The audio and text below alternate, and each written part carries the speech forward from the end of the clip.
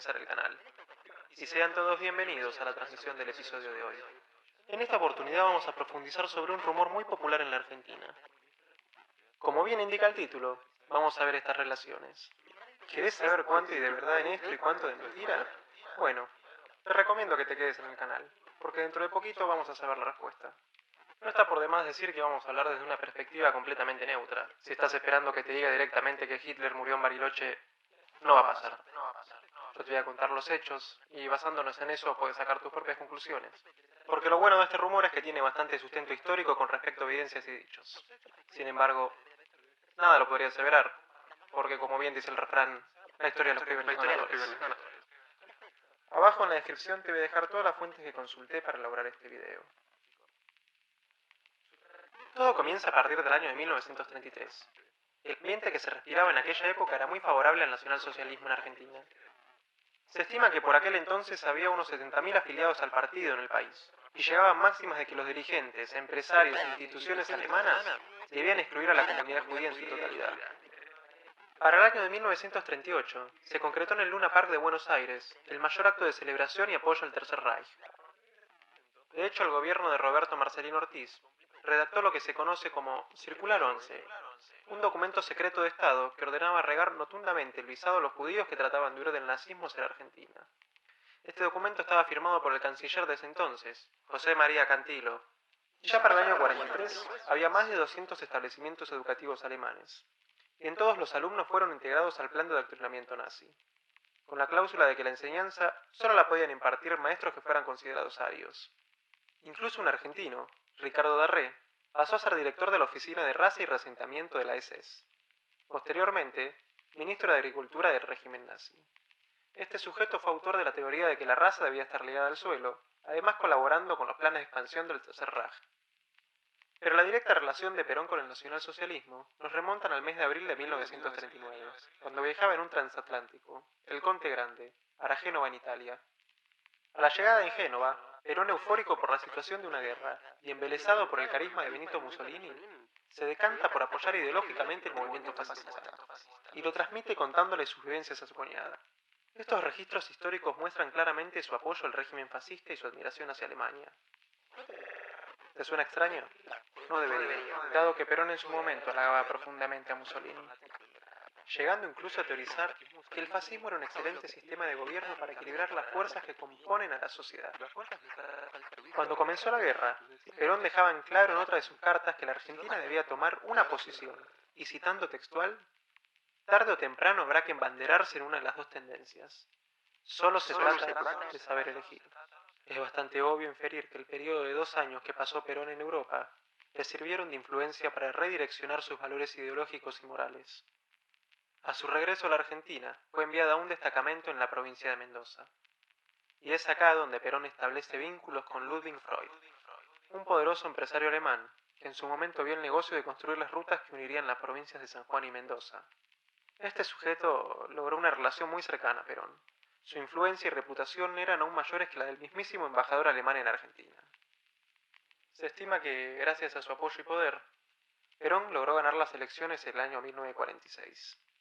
De hecho, el hijo de Freud, Rodolfo, se convirtió en el secretario personal de Perón cuando llegó a la presidencia, asegurándose de esta forma de poder introducir ideales y medidas de contraespionaje en el país. Argentina para las épocas era un centro a gran escala de actividades nazis. En efecto, se encontró un registro con nombre y apellido de 12.000 nazis, que desde Argentina giraron sumas millonarias a una cuenta en Suiza, presumiblemente dinero expropiado a las víctimas judías del Tercer Reich. En esta misma lista que se encontró, figuran empresas como IG Farben, que era la proveedora del gas Zyklon B, usado en las cámaras de exterminio, y entidades financieras como el Banco Germánico de América del Sur y el Banco Alemán Transatlántico. Uno de los nombres más importantes de la lista es Ludwig Freud. Y ya no es para nada extraño escuchar este nombre tan reiterativamente. Digamos que fue el principal nexo entre Argentina y el régimen nazi. Para el año 1945, con la derrota del Eje, la presión que ejercía Estados Unidos sobre el gobierno de Farrell era enorme. Pedían colaboración y entrega de todos los relacionados con el nacionalsocialismo. El presidente decide el 11 de septiembre del mismísimo año, finalmente y mediante un decreto, el arresto y la expulsión del extranjero Ludwig Freud. Se sabe que él se defendió con artimañas legales, presentando una solicitud prioritaria de naturalización, la cual fue rechazada en el acto, a lo que interpuso un recurso de casación, lo que le brindó por un tiempo la estabilidad política que necesitaba. Cuando Perón cayó en desgracia y puesto en búsqueda de captura, fue removido de todos sus cargos militares. Rodolfo Freud, por iniciativa y por convicción de su padre, le ofreció su casa de verano para que se pueda refugiar de sus persecuciones políticas. Era una casa en una isla en el delta del Tigre. Este acto consolidó aún más el vínculo entre ambos, que ya de por sí era bastante bueno.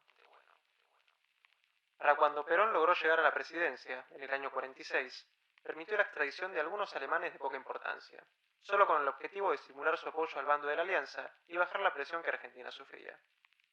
Pero aún así se negaba de manera rotunda de entregar a su gran amigo Freud, quien, recordemos, tenía pedido de captura internacional, con acusaciones de inteligencia y apoyo financiero al nazismo. En efecto, Perón no solo no se negaba, sino que le otorgaba varios privilegios diplomáticos que lo pondrían a resguardo en el país.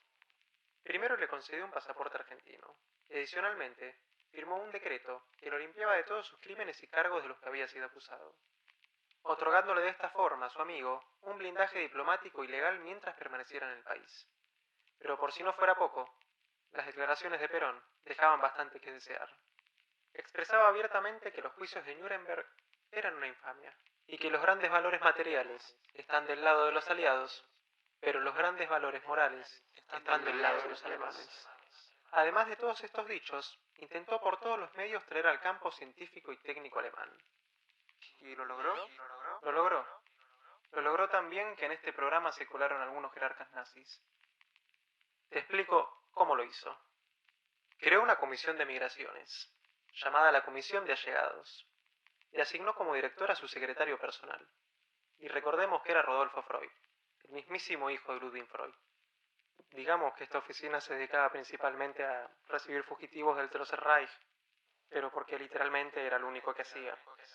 El nexo entre los allegados, que era la oficina de migraciones, y Rodolfo Freud, en la presidencia, era Carlos Horst Fulner, un germano argentino que había sido capitán de la SS en Alemania, y pieza clave para lograr que todo esto fuera posible.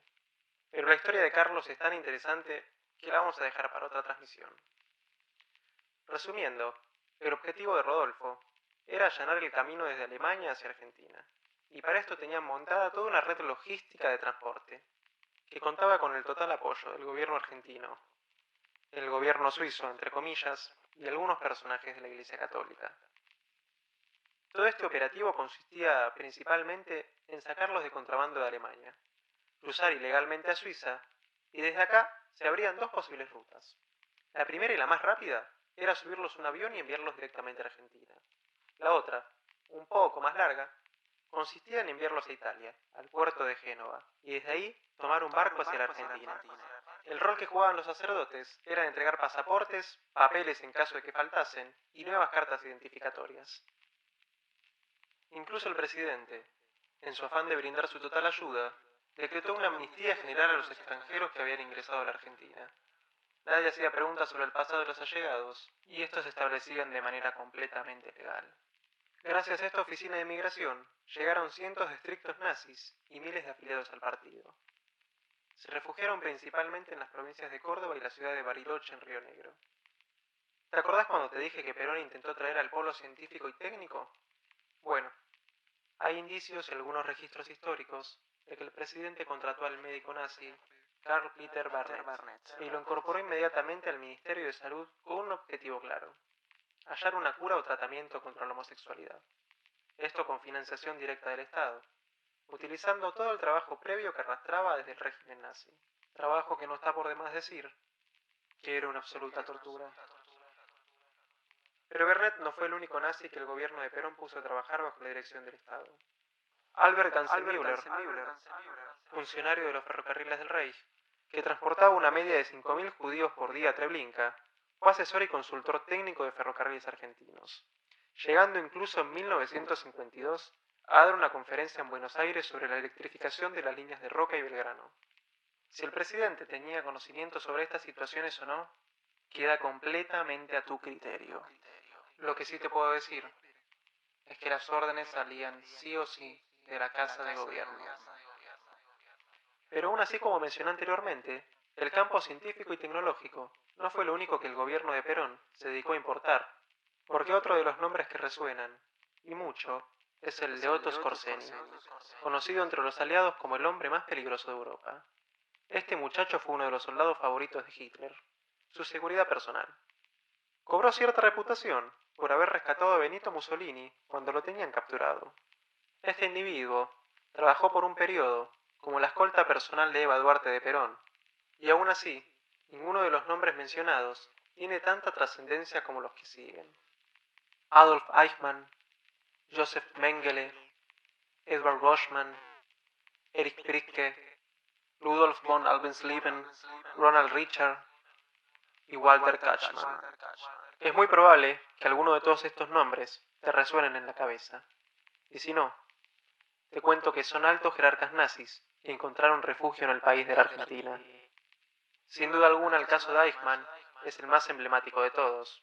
Conocido como el arquitecto del Holocausto, fue el principal responsable de la llamada solución final y de toda la logística de transporte de judíos hacia los campos de concentración. Por supuesto, logró llegar a la Argentina gracias a la Oficina de Migraciones, y desde 1950 tenía documentos legales que fueron expendidos por la Policía Federal Argentina, en el cual figuraba con el nombre de Ricardo Clement. A diferencia de los otros nazis, que apenas se preocuparon por ocultar su identidad, Eichmann mantuvo un bajo perfil y tomando siempre medidas de seguridad. Trabajó como obrero en una fábrica y vivía de manera modesta en San Fernando, localidad cercana a Buenos Aires. Su captura se logró gracias a la información de una chica alemana de la cual uno de sus hijos se había enamorado.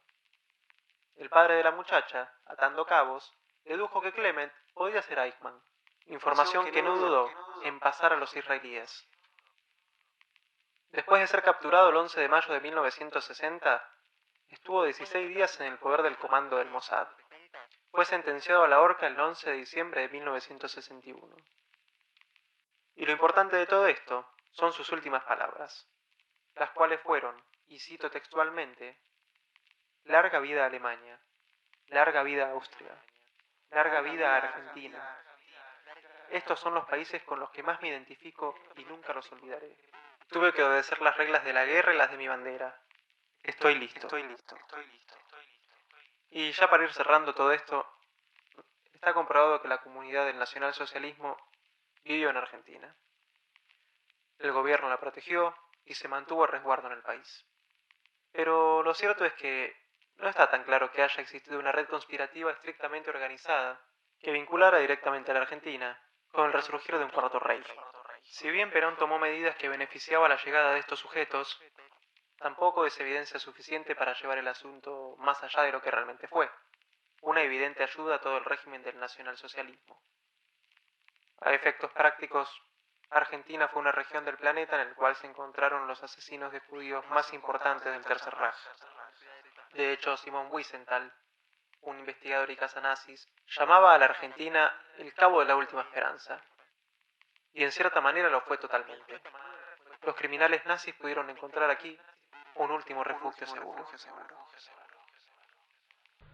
Al amigo todo, al enemigo ni justicia. Y no te olvides de suscribirte, darle a like y compartir.